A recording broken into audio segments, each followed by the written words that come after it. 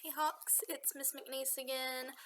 I've decided I'm going to start a little bit of a different read aloud as well for some of my older Hawks that may want something a little bit different. So we're going to start reading A Horn for Louie, which is about Mr. Louis Armstrong when he was a kid.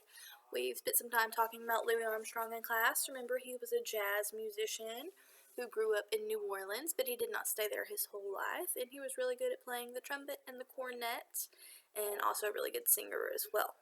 So we're going to do this in a few different installments. I'm going to read a couple of chapters today, and I'll make different videos for their chapters as well. So here we go. A Horn for Louie.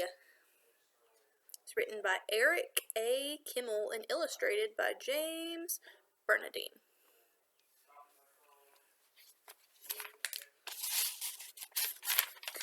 Chapter 1, A New Orleans Morning. Louis rubbed his eyes. The room was dark and cold. Louis wanted to sleep some more, but it was time to get up. Louis had to go to work.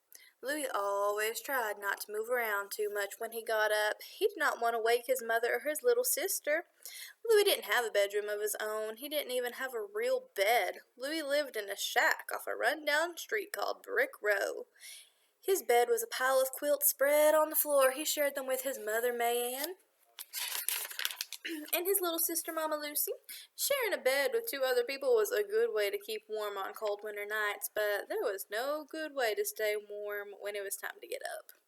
Louis gave his sleeping sister a kiss. "Be sweet, Mama Lucy. I'll see you tonight." He's really sweet for his little sister.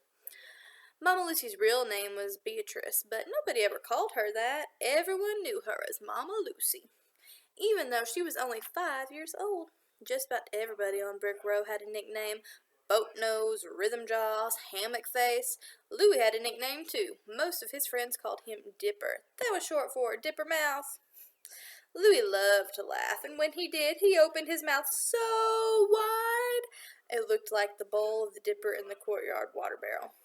Louis took a deep breath and rolled out from under the quilts. Oh, was it cold! Louis hopped around in the floor. He shivered as he tried to find his clothes. He slept in his long johns, so he didn't have to look for them. His mother, Mayanne, had ironed a clean shirt for him and left it on a chair. Louis pulled the shirt over his head. He buttoned it up all the way to the collar. Stockings came next, then knee pants. Man, there were a lot of buttons. Knee buttons and fly buttons and suspender buttons. Getting all the buttons in the right buttonholes was hard enough. Doing it in the dark when the cold made your fingers stiff was even harder. Louis finally got his clothes buttoned. He slipped his suspenders over his shoulders. Now for his shoes. Even shoes had buttons! And Louis used a buttonhole to pull the shoe buttons through the holes. Goodness gracious. The man who invented shoe buttons should be run out of town, Louis grumbled. He kept his voice low so he wouldn't wake up Mayanne or Mama Lucy. One day, Louis would find a way to make lots of money. Then he'd live in a big house with their own bedrooms and their own beds. It would be nice to have a bed of his own, Louis thought. A real bed in his own room. It would have fluffy pillows and clean white sheets. So you can see here that he is trying to be really quiet as he gets up. He's going to work. Remember, he's not much older than some of you guys, but he's having to go help make money for his family.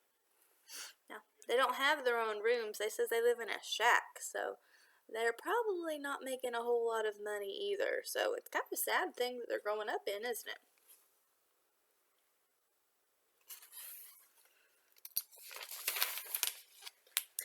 Louis' grandmother told him about beds like that. She used to work in the big houses in the Garden District.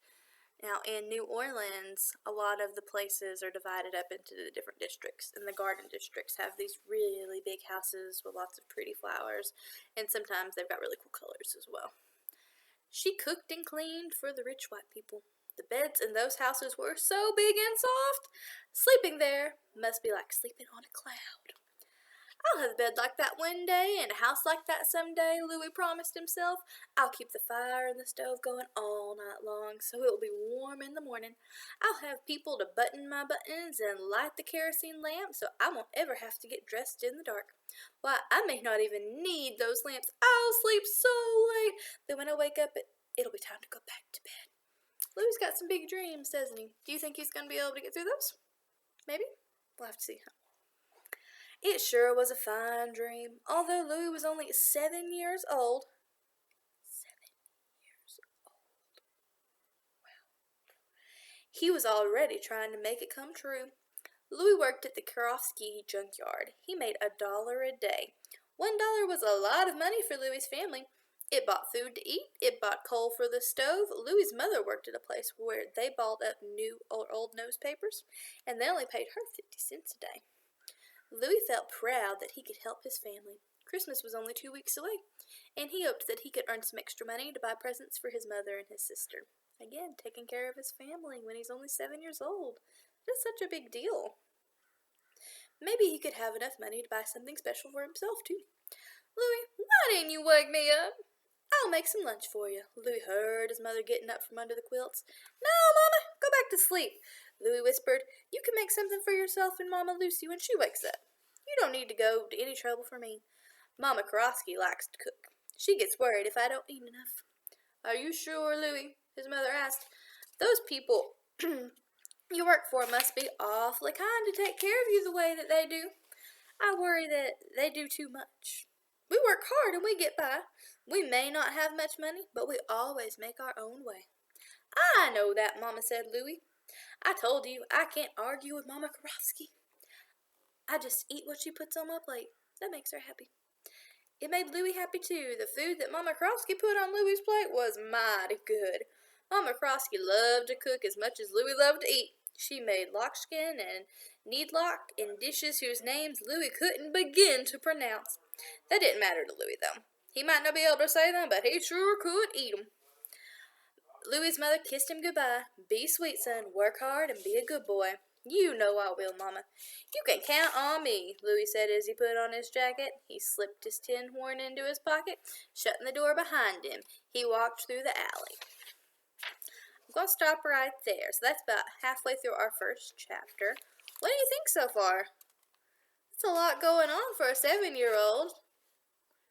So, ask yourself this too. Where did Louis grow up? What kind of conditions was it in? Is it like what you and I live in? If you were in Louis' shoes, how do you think it would make you feel to be getting up and having to go to work every morning instead of getting to go to school and learn? Something you can think about. What do you think is going to happen next, if you had to guess? If you have a sibling or mom or daddy or someone around the house, maybe you can tell them what you think is going to happen next. I'll pick up where I left off on next time. Love you guys. Bye.